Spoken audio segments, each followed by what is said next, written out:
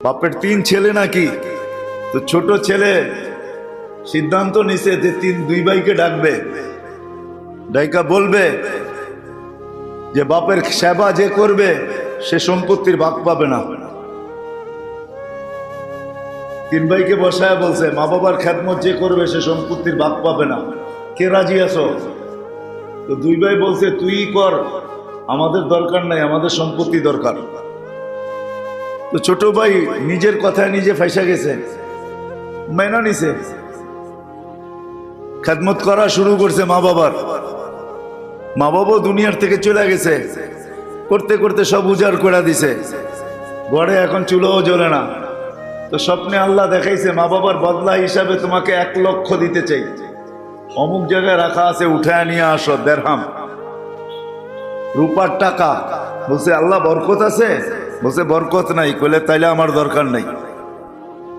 পরের দিন দেখাইছে 1000 রাখা আছে, নিবে? আজকে এটা সোনার দিনার। বলছে বরকত আছে? বলে তা বরকত নাই। বলে তাইলেও দরকার নাই। বা প্রতিদিনই ঘরালাদেরকে শোনায়, আর ঘরালারা খেপতে থাকে, চুলা জ্বলে না, তুমি 1 লাখও নিলা না, 1000ও নিলা না। পরের দিন স্বপ্নে দেখাইছে যে 1 দিনার আছে, নিবি? বরকত আছে? কয় বিলকুল বরকতে ভরা আছে। কয় নিব। সকালে যায় উঠায় নিয়ে বাজারে গেছে, তো যা দেখতেছে মাসালা বাজার মাছ বিক্রি করতেছে, 2টা 1 দিনার, 2টা 1 দিনার। বাজে 2টাই কিনা নিয়ে যাই, আর কিছু তো পাওয়া যাবে না, 2টাই কিনা নিয়ে যাই। 1 বেলা তো চলবে, 2 বেলা তো চলবে। আইনা যখন কাটছে তো ভিতর থেকে 2টা মুক্তা বাহির হয়েছে, টুইন। টুইন বোঝেন? 1 জোড়ার 2টা। গেছে বাজারে বিক্রি করতে।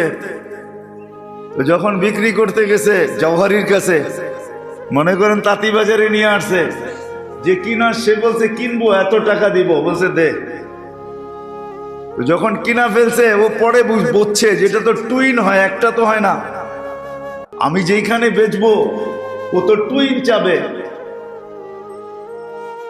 টুইন দিলে আমার দাম পাবো, বলে একটা দিলে আমাকেও এরকম কিছু ধরায় ছেড়ে দিবে।